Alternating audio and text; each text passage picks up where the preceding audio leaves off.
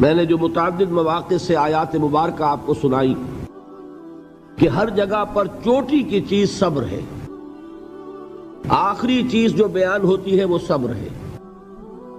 سورۃ العصر میں آخری بات وَتَوَاصَوْا بِالصَّبْرِ یا ایھا الذین آمنوا استعینوا بالصبر والصلاۃ، اے ایمان والو مدد حاصل کرو صبر سے اور نماز سے۔ ان اللہ مع الصابرین، اللہ تعالیٰ صبر کرنے والوں کے ساتھ ہے۔ اور پھر آگے چل کر وَبَشِّرِ الصَّابِرِينَ الَّذِينَ إِذَا أَصَابَتْهُمْ مُصِيبَةٌ قَالُوا إِنَّا لِلَّهِ وَإِنَّا إِلَيْهِ رَاجِعُونَ، اے نبی بشارت دیجئے، خوشخبری دیجئے ان صبر کرنے والوں کو کہ جن پر جب بھی کوئی تکلیف یا مصیبت نازل ہوتی ہے تو کہتے ہیں کہ ہم اللہ ہی کے ہیں اور اللہ ہی کی طرف ہمیں لوٹ جانا ہے۔ صبر کا مفہوم ہے اپنے آپ کو تھامنا، روکنا، برداشت کرنا، تحمل کرنا، اور جو بھی اپنا ایک طے شدہ مقصد ہے کسی بھی مخالفت سے بددل ہوئے بغیر، کسی بھی تکلیف یا مصیبت سے ہراساں ہوئے بغیر اس کی طرف پیش قدمی کیے چلے جانا۔ بڑی سخت سردی پڑ رہی ہے، فجر کا وقت ہے، گرم پانی کا اہتمام نہیں ہے، اب اس وقت فجر کی نماز کے لیے اٹھنا، ٹھنڈا پانی اگر ہے تو وضو تو کرنا ہوگا، اس ٹھنڈے پانی سے وضو کرنا، اس وقت لحاف سے نکلنا ہی بہت مشکل، ٹھنڈے پانی سے وضو کرنا اور مصیبت۔ یہ جب تک انسان میں صبر کا مادہ نہ ہوگا ممکن ہی نہیں۔ اس کو کہیں گے صبر علی الطاعہ، اطاعت پر صبر کرنا۔ ناگواری محسوس ہو رہی ہے لیکن اس ناگواری کو برداشت کرتے ہوئے انسان اللہ کے حکم کے اوپر جمع رہے، اللہ کے حکم پر عمل کرے۔ یہ کیا ہے؟ یہ صبر ہے۔ اگر یہ صبر نہیں ہے تو ظاہر بات ہے کہ انسان اللہ کے اس حکم پر عمل نہیں کر سکے گا۔ صبر کا مادہ نہیں ہوگا تو آپ کام نہیں کر سکیں گے۔ اور اسی کا ایک دوسرا رخ ہے، جب آپ دعوت حق کے لیے کھڑے ہوں گے پہلا قدم کیا آتا ہے؟ استہزاء، تمسخر، مذاق اڑانا، جس کی میں مثال اب دینا چاہتا ہوں محمد الرسول اللہ صلی اللہ علیہ وسلم کی شخصیت سے۔ دیکھیے ہم کیا اور ہماری بساط کیا، ہم کیا مبلغ ہوں گے، کیا داعی ہوں گے، ہمارے اپنے دامن پر داغ ہوتے ہیں، لیکن یہ کہ محمد الرسول اللہ کے دامن پر کوئی داغ تھا؟ ان کو تو سارے مکے والے الصادق الامین کہتے تھے، نہایت محبوب شخصیت تھے، ان کے لیے تو جا صادق، جا الامین، یہ الفاظ سننے میں آتے تھے، آنکھوں کا تارا۔ لیکن جب آپ نے دعوت اب شروع کی، اب قرآن مجید میں دیکھیے کسی نے کہا مجنون ہو گئے، دماغ خراب ہو گیا، پاگل ہو گئے، اجی شاعر ہیں، کچھ شعر جوڑ لیتے ہیں ہم پر دھوس جماتے ہیں۔ کسی نے کہا ساحر ہے، کچھ جادو سیکھ لیا ہے، یہاں تک کہ ایسے بدبخت بھی پیدا ہوئے، قرآن میں ہے ساحر کذاب، سحر کرنے والا جادوگر نہایت جھوٹا۔ یہ الفاظ کہے جا رہے ہیں کس کی شان میں؟ محمد الرسول اللہ صلی اللہ علیہ وسلم۔ قرآن میں نقل کیا گیا یا ایھا الذی نزل علیہ الذکر انک لمجنون۔ کبھی آپ نے اس کا ترجمہ سوچا؟ اے وہ شخص، دیکھیے تصور کیجئے حضور جا رہے ہیں، تشریف لے جا رہے ہیں، کسی دعوت میں ہے، تبلیغ میں، یا ویسے ہی تشریف لے جا رہے ہیں، اور کوئی ایک جمگھٹا ہے لوگوں کا، ادھر سے فقرہ آتا ہے، تیر کی طرح لگتا ہے دل میں جا کر محمد کے صلی اللہ علیہ وسلم۔ اے وہ شخص جس کا یہ خیال ہے کہ اس پر کوئی ذکر نازل ہو رہا ہے، ہمارے خیال میں تو تمہارا دماغ خراب ہو گیا ہے۔ یا ایھا الذی نزل علیہ الذکر انک لمجنون، کہا کہ نہیں کہا؟ اور یہ نہ سمجھیے کہ حضور صلی اللہ علیہ وسلم کے قلب مبارک کو تکلیف نہیں ہوتی تھی۔ میں قرآن سے ثابت کروں گا، میں کہیں کوئی کہانیاں بیان نہیں کرنا چاہتا۔ قرآن نے کہا ہے وَلَقَدْ نَعْلَمُ انک یضیق صدرک بما یقولون، اے نبی ہمیں خوب معلوم ہے صلی اللہ علیہ وسلم کہ جو کچھ یہ لوگ کہہ رہے ہیں اس سے آپ کا سینہ بھنجتا ہے، یہ جو گھٹن ہوتی ہے، صدمہ ہوتا ہے۔ انک یضیق صدرک بما یقولون، ہمیں خوب معلوم ہے کہ جو کچھ یہ باتیں آپ کو سننی پڑ رہی ہیں، یہ کڑوی کسیلی باتیں، یہ جو فقرے چست ہو رہے ہیں، استہزاء ہو رہا ہے، تمسخر ہو رہا ہے۔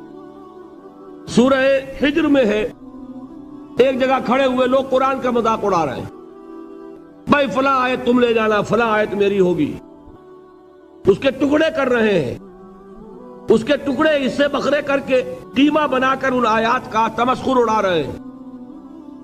ایک جگہ قرآن مجید میں مذکور ہے کہ فرشتوں کا مذاق اڑ رہا ہے، بھائی یہ دیکھو محمد نے کہا ہے صلی اللہ علیہ وسلم کہ جہنم پر تو کل 19 فرشتے ہیں، علیہا 19 قرآن میں آیت نازل ہوئی۔ ایک پہلوان کہتا بھائی 10 کو تو میں سنبھال لوں گا، باقی 9 کا تم انتظار کر لو۔ یہ باتیں آ رہی ہیں حضور کے کانوں میں، کلام الہی کے ساتھ کیا سلوک ہو رہا ہے، مجھ پر کیا فقرے چست کیے جا رہے ہیں، مجھ پر جس طریقے سے استہزاء اور تمسخر کا رویہ اختیار کیا گیا ہے، دل بھج رہا ہے، دل میں صدمہ ہے۔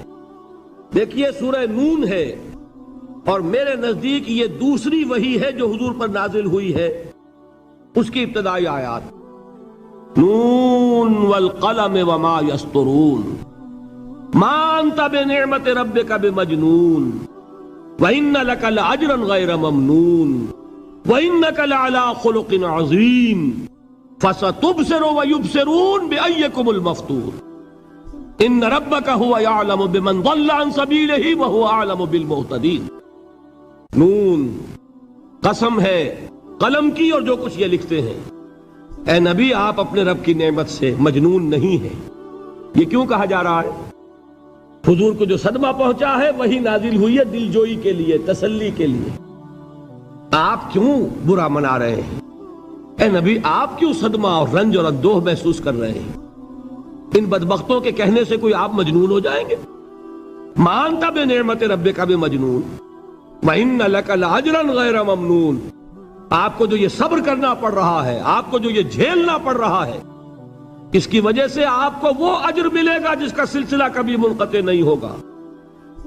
وَإِنَّكَ لَعَلَىٰ خُلُقٍ عَظِيمٍ، اور اے نبی آپ تو خلق عظیم کے حامل ہیں۔ آپ کا اخلاق، آپ کا کردار، آپ کی سیرت، آپ کی شخصیت میں طہارت، نفاست، پاکیزگی، آج تک دنیا نے کوئی پاگل، کوئی مجنون ایسا بھی دیکھا؟ یہ ساری باتیں اللہ تعالی حضور کی دلجوئی کے لیے فرما رہے ہیں۔ اس سے آپ اندازہ کیجئے کہ کتنا صدمہ ہوتا ہوگا۔ یہی ہے، اس ساری چیز کو جمع کیجئے تو یہ چیز کیا ہے؟ وَاصْبِرْ عَلَىٰ مَا يَقُولُونَ وَاهْجُرْهُمْ هَجْرًا جَمِيلًا، صبر کرو اے نبی، صبر کرو اے محمد صلی اللہ علیہ وسلم، جھیلو اور برداشت کرو اس پر جو یہ کہہ رہے ہیں۔ یریدون لیطفئوا نور اللہ بافواہہم، یہ چاہتے ہیں کہ اللہ کے نور کو اپنے منہ سے بجھا دیں، پھونکے مار کے ہی بس۔ نور خدا ہے کفر کی حرکت پہ خندہ زن، پھونکوں سے یہ چراغ بجھایا نہ جائے گا۔ یریدون لیطفئوا نور اللہ بافواہہم واللہ متم نورہ ولو کرہ الکافرون، یہ چاہتے ہیں کہ اپنے منہ کی پھونکوں سے اللہ کے نور کو بجھا دیں، حالانکہ اللہ تعالیٰ تو اپنے نور کا اتمام فرما کر رہے گا، خواہ ان کافروں کو کتنا ہی ناگوار ہو۔ اس کی ترجمانی ہے نور خدا ہے کفر کی حرکت پہ خندہ زن، پھونکوں سے یہ چراغ بجھایا نہ جائے گا۔ یہی وجہ ہے، دیکھیے مکی صورتوں میں خود نبی اکرم صلی اللہ علیہ وسلم کو اتنے مختلف پیرایوں میں صبر کا حکم دیا گیا۔ کچھ مثالیں میں دے چکا ہوں، وَلِرَبِّكَ فَاصْبِرْ، اسی طریقے سے وَاصْبِرْ كَمَا صَبَرَ أُولُو الْعَزْمِ مِنَ الرُّسُلِ، اے نبی صبر کیجئے جیسے کہ صبر کیا ہمارے اولو العزم رسولوں نے۔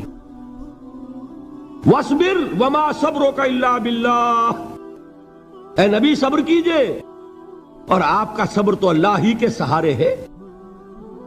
وَاصْبِرْ لِحُکْمِ رَبِّكَ، یہ سورہ نون جس کی ابتدائی آیات میں نے آپ کو سنائی، نون والقلم وما یسطرون ما انت بنعمت ربک بمجنون، اس کا اختتام کیا ہوتا ہے؟ وَاصْبِرْ لِحُکْمِ رَبِّكَ وَلَا تَكُنْ كَصَاحِبِ الْحُوتِ اِذْ نَادَىٰ وَهُوَ مَكْظُومٌ، اے نبی صبر کیجئے اپنے رب کے فیصلے کا، انتظار کیجئے اور اس مچھلی والے کے مانند نہ ہو جائیے۔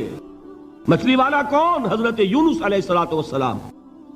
مچھلی والے نے اپنے دینی حمیت اور غیرت جو تھی اس کی وجہ سے اللہ کے حکم کا انتظار نہیں کیا، اپنی قوم کو چھوڑ کر چل دیے۔ نبی کا، رسول کا یہ معاملہ ہوتا ہے، جیسے کہ آپ کو معلوم ہے کوئی افسر ہے کسی حکومت کا، وہ اپنی پلیس آف ڈیوٹی کو نہیں چھوڑ سکتا، he must stick to his place of duty. بڑے افسرز کے لیے تو یہ بہت بہت اہم بات ہے۔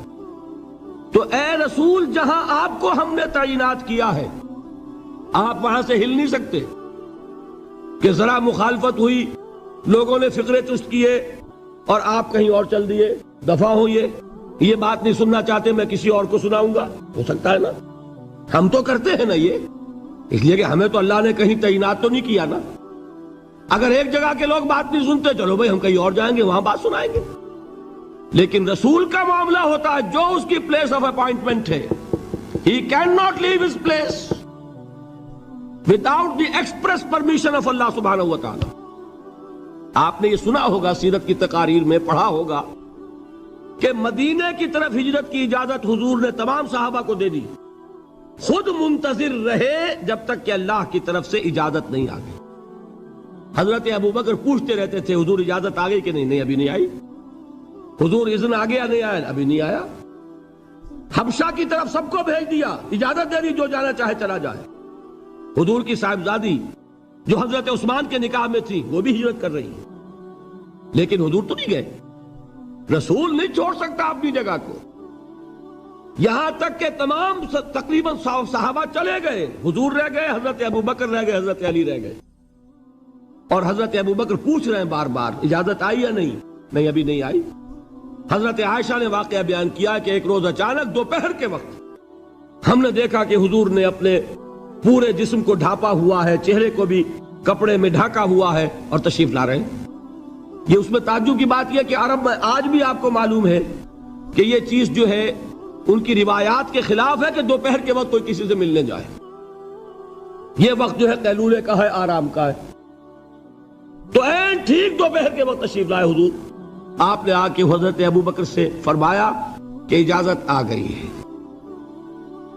حضرت ابوبکر نے بہت خوش ہو کر ایک بات کہی، حضور میں نے 2 اونٹنیاں تیار کی ہوئی ہیں۔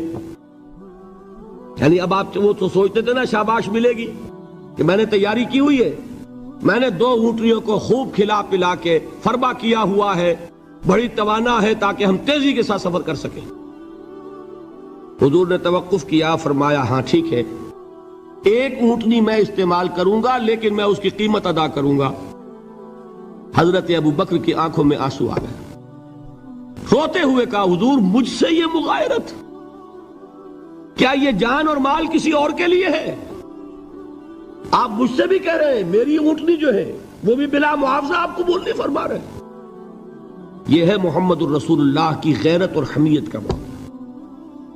اب دیکھیے ایک بات عجیب ہے، یہ ربط اپنے ذہن میں رکھیے، اللہ تو صبر کی تلقین کر رہا ہے اپنے رسول کو، اور رسول یہی تلقین کر رہے ہیں اپنے صحابہ کو، صبر کرو، جھیلو، برداشت کرو، ہاتھ مت اٹھانا، کوئی جوابی کارروائی نہیں ہوگی، بلکہ اپنے اوپر جھیلو جو کچھ جھیلنا ہے، ڈٹے رہو، پیچھے مت ہٹنا، یہ صبر ہے، لیکن ہاتھ اٹھانے کی اجازت نہیں۔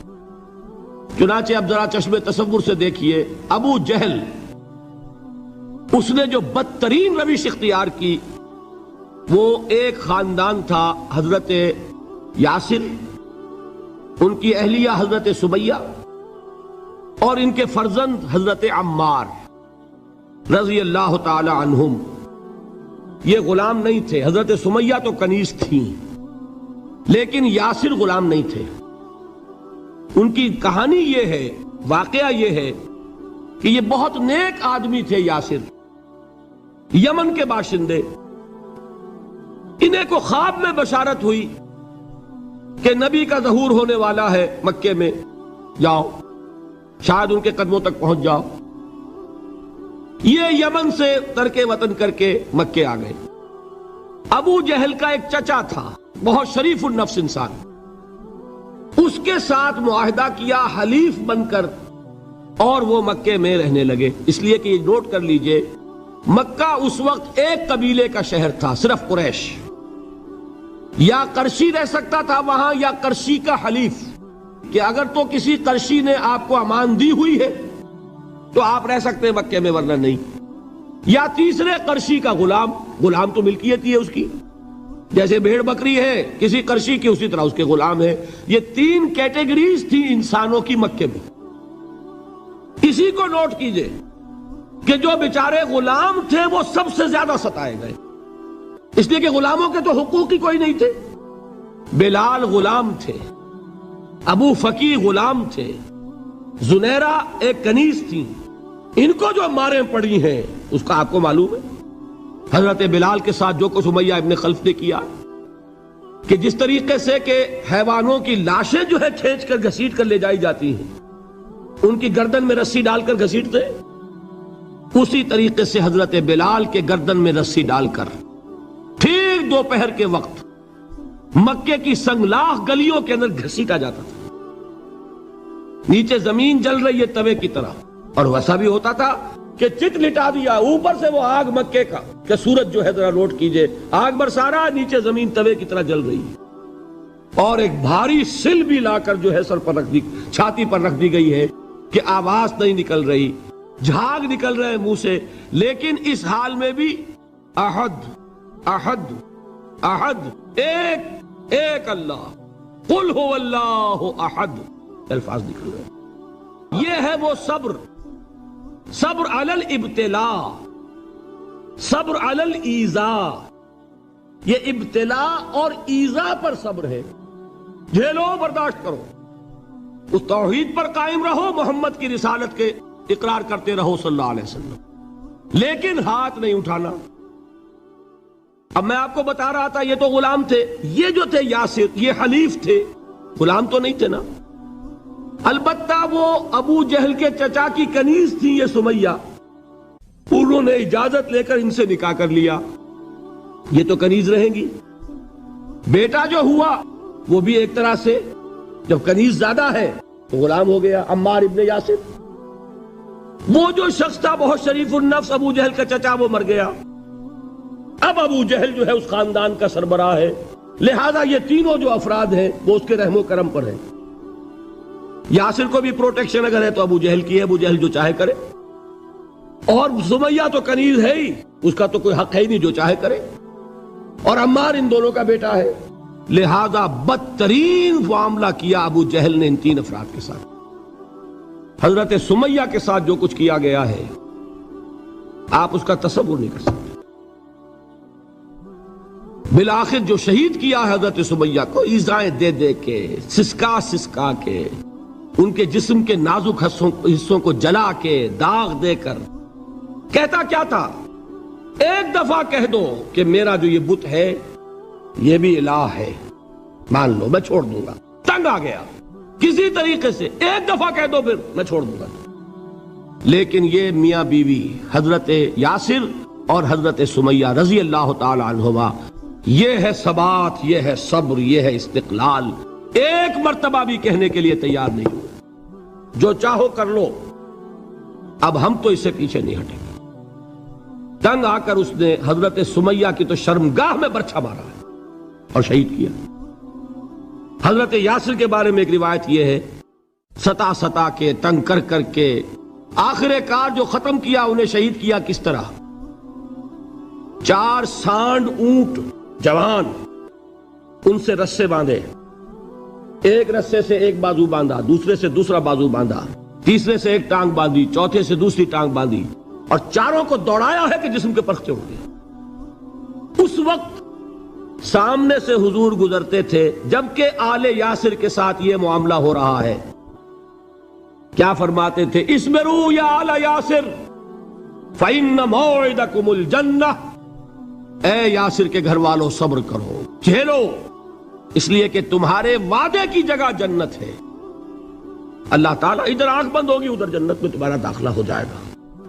یہ ہے تواصوا بالصبر والعصر ان الانسان لفی خسر۔ یہ تواصوا بالصبر پر کون عمل کر رہا ہے؟ محمد الرسول اللہ صلی اللہ علیہ وسلم۔ دے تو بھی محمد کی صداقت کی گواہی۔ یہ صداقت کی گواہی دیتے ہوئے انہوں نے اپنی جانیں دے دی۔ 4 سے لے کر 12 تک 8 برس، اس کو کہتے ہیں پرسیکیوشن، فزیکل پرسیکیوشن، تشدد، مار پیٹ، جلانا، دہکتے ہوئے انگاروں پر لٹانا، فاقے رکھنا، بھوکے رکھنا، ان کو ڈال دی گئی زنجیریں، گھروں میں بند کر دیا گیا نوجوانوں کو۔ حضرت عثمان کو چچا نے ان کے ایک چٹائی کے اندر لپیٹا اور دھونی دے دی، دم گھٹ رہا ہے، جان نکل رہی ہے۔ حضرت مصعب بن عمیر رضی اللہ تعالی عنہ، وہ نوجوان 200 درہم کا جوڑا ان کا سل کر آتا تھا شام سے تیار ہو کر، لباس معطر ہوتا تھا، جدھر سے نکل گیا پوری گلی جو ہے وہ معطر ہو گئی، انگلیاں اٹھ رہی ہیں، وہ جا رہا ہے مصعب، یہ خوشبو اس کی ہے۔ اس مصعب کے ساتھ کیا سلوک کیا؟ باپ تو مر چکا تھا، ماں نے پالا تھا، دولت بہت چھوڑ کر گیا تھا باپ، لہذا ماں نے بڑے ناز و نام میں پالا، بڑے لاڈ پیار میں، 200 درہم کا جوڑا تیار ہو رہا ہے۔ لیکن یہ کہ آپ کو معلوم ہے عرب کے اس معاشرے میں عورت کی کوئی حیثیت نہیں تھی، ماں کا اختیار نہیں تھا، چچا تھا آپ سربراہ خاندان کا۔ چچا نے کہا مصعب، اگر تم نے اپنے باپ کا دین چھوڑ دیا ہے تو باپ کی دولت پر بھی تمہارا کوئی حق نہیں ہے، نکل جاؤ گھر سے۔ اس نے یہ سوچا تھا کہ مصعب کے ہوش ٹھکانے آ جائیں گے، دن میں تارے نظر آ جائیں گے، ناز و نام میں پلا ہوا گھر سے نکل کے جائے گا کہاں، یہ سارا نشہ جو ہے توحید کا یہ حیران ہو جائے گا۔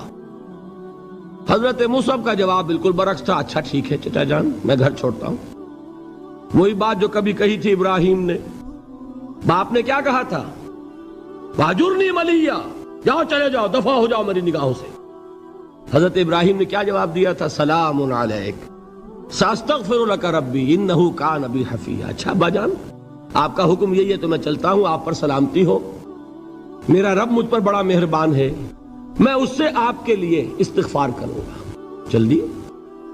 یہی جو ہے حضرت ابراہیمی کی نسل ہے نا قریش۔ آج ابراہیم کے ایک بیٹے کے ساتھ وہی معاملہ ہو رہا ہے، مصعب کے ساتھ، اور مصعب چلنے کے لیے تیار ہو گئے۔ چچا نے سوچا، میں سمجھتا تھا کہ ہوش ٹھکانے آ جائیں گے، یہ تو تیار ہو گیا نکلنے کے لیے۔ غصے میں آ کے اگلی بات کہی، یہ کپڑے جو پہنے ہوئے تم نے یہ بھی اسی مشرک باپ کی کمائی کے ہیں، اتارو ان کو۔ وہیں کپڑے اتارے، مادر زاد برہنہ گھر سے نکالے گئے۔ ماں کے پاس پہنچے، ماں نے آنکھوں پر ہاتھ رکھے، مصعب کیا ہوا؟ ماں سے کہتے ہیں کہ ماں میں موحد ہو گیا، اور وہاں سے گئے، پھر حضور کی خدمت میں کپڑے کہیں سے مانگے ہوں گے۔ یہ مصعب ہیں 200 درہم کا جوڑا پہننے والے۔ جب حضور پر مدینے کے 12 افراد ایمان لائے تھے، بیعت عقبہ اولیٰ ہوئی، انہوں نے کہا کہ حضور ہمیں کوئی شخص اپنا ایسا شاگرد دیجئے جو ہمیں قرآن پڑھا سکے۔ حضور نے حکم دیا مصعب جاؤ، اب مدینے جاؤ، یثرب جاؤ، یثرب والوں کو قرآن پڑھاؤ، انہیں تبلیغ کرو۔ مصعب گئے ہیں وہاں، 1 سال کی کمائی 75 افراد لا کر حضور کے جھولی میں اگلے سال ڈال دیے کہ حضور یہ میری 1 سال کی کمائی ہے، 72 مرد 3 عورتیں۔ بہرحال وہ مصعب بن عمیر ہیں جو غزوہ احد میں شہید ہوئے، اور جب شہید ہوئے تو ان کے جسم پر صرف ایک چادر تھی۔ یہی چیزیں ہیں اصل میں کہ جو ہمارے دلوں کو منور کرنے والی ہیں نور ایمان سے۔ وہ علم بردار تھے غزوہ احد میں، جھنڈا مسلمانوں کا ان کے پاس تھا۔ ایک ہاتھ پر ایک شانے پر وار پڑا، ہاتھ کٹ گیا، دوسرے سے تھاما، دوسرے پہ کٹ گیا، اب دونوں حصوں کے بچے ہوئے ٹکڑوں سے جھنڈے کو تھاما، گرنے نہیں دیا، یہاں تک کہ شہید ہو گئے۔ گرے ہیں تو جھنڈا گرا ہے۔ شکل میں حضور سے بہت مشابہ تھے، خبر اڑ گئی کہ محمد شہید ہو گئے صلی اللہ علیہ وسلم۔ یہ مصعب بن عمیر کا واقعہ ہے۔ جب ان کو اب دفن کرنے کا وقت آیا، اور شہید کے لیے کفن جو ہے اس کا وہی لباس ہوتا ہے جو شہادت کے وقت ہو، حضور کے سامنے ایک پرابلم پیش کیا گیا۔ حضور، مصعب کے جسم پر تو ایک چادر تھی، اور وہ چادر بھی اتنی چھوٹی ہے یعنی 2 گز کی چادر بھی نہیں ہے. اس سے اگر سر ڈھانپتے ہیں مصحف کا تو پیر کھل جاتے ہیں، پیر ڈھانپتے ہیں تو سر کھلتا ہے. کیا کریں؟ حضور نے فرمایا سر ڈھانپ دو چادر سے اور پیروں پر گھاس ڈال دو. یہ آخری لباس ہے جو محمد کے اس دیوانے کو اس دنیا سے رخصت ہوتے ہوئے ملا ہے، جس کا 200 درہم کا جوڑا چلتا تھا. یہ ہے صبر. برداشت کیا کہ نہیں کیا؟ یہ خباب بن الارت پیشے کے لحاظ سے لوہار تھے. سوچئے ایک زندہ انسان کو دہتے ہوئے انگاروں پر لٹایا جا رہا ہے. ان انگاروں سے کھال جلی کمر کی چربی پگھلی، اس پگھلنے والی چربی سے وہ انگارے ٹھنڈے پڑے. یہ سب کچھ جھیل رہا ایک شخص. سوچنے والوں نے سوچا نہیں ہوگا کیا جرم تھا ان کا؟ تو بڑا شریف آدمی ہے، بہت اچھا کاریگر ہے، وقت پر کام دیتا ہے، مناسب اجرت لیتا ہے. یہ کیا ہوا؟ یہ کوئی جرم نہیں. جرم صرف ایک ہے، ایک اللہ کو مانتا ہے اور محمد کے دامن سے وابستہ ہے صلی اللہ علیہ وسلم. فاستعینوا بالصبر والصلاۃ، مدد حاصل کرو کس سے؟ صبر سے اور نماز سے. ان اللہ مع الصابرین، جان لو کہ اللہ تعالیٰ صبر کرنے والوں کے ساتھ ہے. وَلَا تَقُولُوا لِمَنْ يُقْتَلُ فِي سَبِيلِ اللَّهِ أَمْوَاتٌ، اور ہرگز نہ کہو اسے جو اللہ کی راہ میں قتل ہو جائے کہ وہ مردہ ہے. بل احیاء ولکن لا تشعرون، نہیں، وہ زندہ ہے لیکن تمہیں ان کا شعور نہیں ہے. اور سنیے اب یہ آیت اہم ترین ہے صبر کے موضوع پر. وَلَنَبْلُوَنَّكُمْ بِشَيْءٍ مِّنَ الْخَوْفِ وَالْجُوعِ وَنَقْصٍ مِّنَ الْأَمْوَالِ وَالْأَنفُسِ وَالثَّمَرَاتِ وَبَشِّرِ الصَّابِرِينَ. اور دیکھو ہم تمہیں آزمائیں گے. وَلَنَبْلُوَنَّكُمْ، ہم لازماً آزمائیں گے تمہیں. بِشَيْءٍ مِّنَ الْخَوْفِ، خوف کی کیفیت طاری کر کے، والجوع، بھوک، فقر اور فاقہ، ونقص من الاموال، مالی نقصان، والانفس، جانی نقصان، والثمرات، اور ثمرات، پھلوں اور میووں کا نقصان. میرے نزدیک یہاں پر ثمرات کا مفہوم ایک اور بھی ہے. ایک تو صاف تھا کھجور کی فصل تیار ہے، غزوہ تبوک جانے کا حکم مل گیا، کون اتارے گا؟ اور کھجور وقت پر اتری نہیں، برباد ہو جائے گی. یہ ہو رہا ہے نا میووں کا نقصان. اور میرے نزدیک یہاں یہ بھی ہے، بسا اوقات بہت سی محنتوں کا نتیجہ انسان دیکھتا ہے کہ ضائع چلا گیا. میں نے 10 سال محنت کی، حاصل کوئی نہیں نکلا. یہ ثمرات کیا ہے؟ محنتیں، محنتوں کے ثمرات کا ضیاع. کوشش آپ نے کی، قسمت کی خوبی دیکھیے، ٹوٹی کہاں کمن، 2-4 ہاتھ جب کے لبے بام رہ گئے. Be prepared. ایک شاعر کے یہ اشعار ہیں، یہ فصل امیدوں کی ہمدم اس بار بھی غارت جائے گی، سب محنت صبحوں شاموں کی اب کے بھی اکارت جائے گی.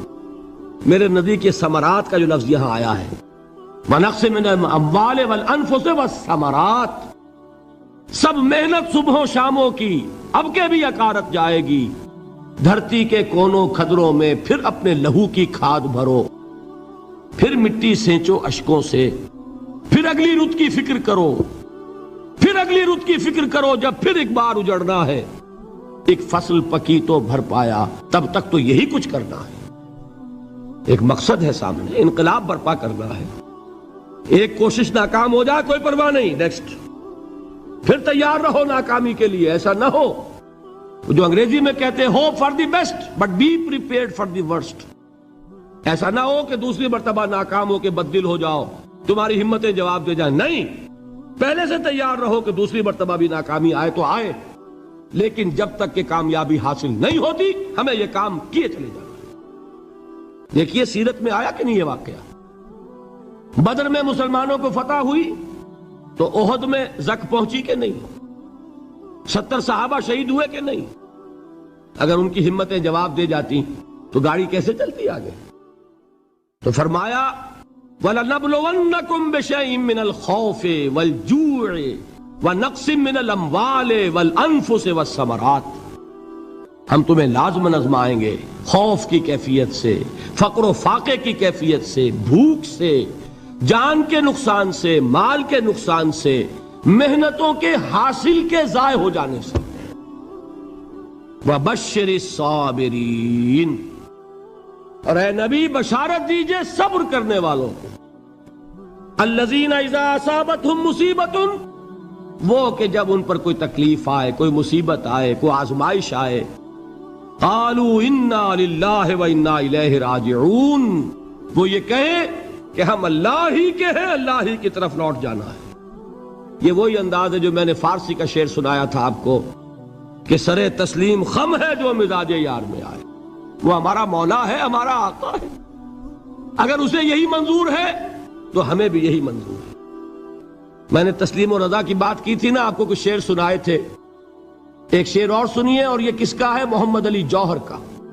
ایک مرتبہ جیل گئے، ان کی ایک بیٹی جوان بیمار ہوئی، فوت ہو گئی، باہر چھوڑا انگریز نے، جاؤ بھائی دفن کر دو بیٹی کو۔ دوسری مرتبہ جیل گئے، دوسری جوان بیٹی اسی مرض میں مبتلا ہوئی۔ اب یہ جیل میں ہے، خبر پہنچی کہ دوسری بیٹی کے اوپر بھی اسی مرض کا حملہ ہوا ہے۔ ایک نظم لکھی ہے جس کا آخری شعر یہ ہے، تیری صحت ہمیں منظور ہے لیکن اس کو نہیں منظور تو پھر ہم کو بھی منظور نہیں۔ یہ ہے، جب تک یہ کیفیت نہ ہو اس میدان میں آدمی ثابت قدم نہیں رہ سکتا کہ میرے رب کو اگر یہ منظور ہے تو یہی مجھے منظور ہے، اور تیری صحت ہمیں چاہیے تو ضرور، لیکن ہمارے رب کو منظور نہیں تو ہمیں بھی منظور۔ راضی برضائے رب۔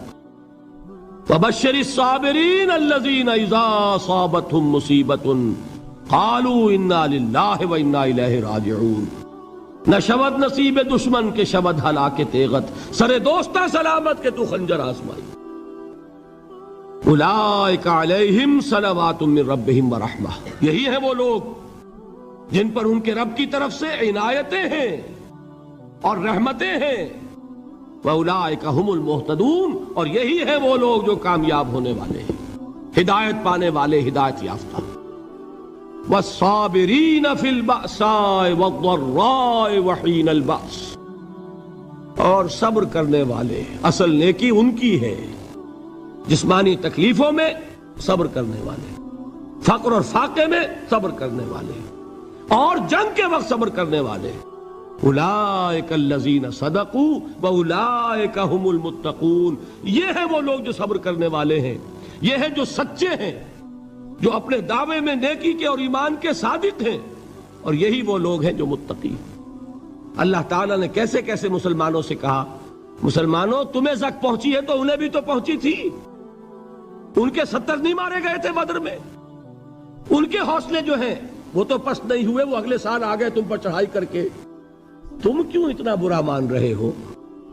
تمہارے دل اتنے زخمی کیوں ہو گئے؟ تمہیں تکلیف پہنچتی ہے تو انہیں بھی پہنچتی ہے۔ اپنی غیرت جو ہے ہمیں ذرا اس کا جائزہ لینا چاہیے۔ لوگ باطل نظریات کے لیے کتنی قربانیاں دے رہے ہیں، لوگ باطل چیزوں کے فروغ کے لیے کتنی محنتیں کر رہے ہیں۔ جیسا کہ میں نے ابھی کہا تھا، اسی غیرت کو چیلنج کرنے کے لیے، ذرا آپ کی حمیت دینی کو جوش دلانے کے لیے، قادیانی نوجوان کتنی تعداد میں اپنے آپ کو دین کے لیے وقف کرتا ہے، اور آپ کتنے نوجوان ہیں جو اپنے آپ کو دین کے لیے وقف کر دیں، اور ہوں وہ کھاتے پیتے گھرانوں کے لوگ۔ یہ نہیں ہے کہ اگر کوئی اور کام نہیں کر سکتا تو پھر یہ ہے کہ وہ دین کے کام میں لگ جائے۔ باصلاحیت لوگ، کھاتے پیتے لوگ، ذہنی استعداد رکھنے والے لوگ، اونچے گھرانوں کے لوگ، وہ وقف کریں اپنے آپ کو دین کے لیے۔ اس کے بغیر کیسے باہر آ جائے گی، کیسے رونق آ جائے گی؟ تو دنیا میں باطل نظریات والے جو ہیں، یہ بات کہی گئی ہے، مسلمانوں تم اگر توحید کے لیے لڑ رہے ہو، دیکھتے نہیں ابو جہل کو، اس نے گردن کٹوائی ہے شرک کے لیے، شرک کے لیے گردن کٹوائے، اور تم توحید کے لیے گردن کٹوانے کو تیار نہ ہو۔ اس نے گردن کٹوائی کہ نہیں کٹوائی؟ اور کس طرح کٹوائی ہے؟ جو کہ بڑا متکبر قسم کا، فرعون قسم کا شخص تھا، جب گردن کاٹنے لگے تو کہتا ہے ذرا نیچے سے کاٹنا تاکہ جب تم نیزے کے اوپر چڑھاؤ میرے سر کو تو اونچا نظر آئے، معلوم ہو سردار کا سر ہے۔ وہ بدبخت مرتے ہوئے بھی جو اس کی کیفیت تھی نا، اس کو ذہن میں رکھیے۔ تو یہ اس لوگوں نے قربانیاں دی، جانیں دی، تو فرمایا اگر تم ان سے زیادہ قربانی نہیں دو گے، یہ نوٹ کر لیجئے اس کو، مجرد اگر حق کو غالب کرنا اللہ کے ذمے ہو تو آنے واحد میں غالب کر دے گا، تمہیں تکلیف ہی دینے کی ضرورت نہیں۔ سمجھ رہے؟ کیا اللہ کے مقابلے میں کوئی باطل کی طاقت ٹھہر سکتی ہے؟ یہ تمہارے ایمان کا امتحان ہے، یہ تمہارے خلوص کی آزمائش ہے، یہ تمہارے امتحان کا ثبوت درکار ہے کہ اللہ تعالیٰ دیکھنا چاہتا ہے تم اس کے لیے اپنی جانیں قربان کرنے کو تیار ہو کہ نہیں، تم اس کے لیے تن من دھن لگانے کو تیار ہو کہ نہیں۔ اور یہ جان لو کہ اگر کفار اور مشرکین اور ملحدین اور باطل نظریات والے وہ جو کچھ قربانیاں اپنے باطل نظریات کے لیے دے رہے ہیں، ان سے زیادہ اگر تم نہیں دو گے تو حق غالب نہیں ہوگا۔ انہوں نے جو صبر کیا ہے اپنے باطل نظریات پر، اگر تم اس سے زیادہ صبر کا ثبوت نہیں دو گے اپنے اس حق پر تو حق غالب نہیں ہوگا۔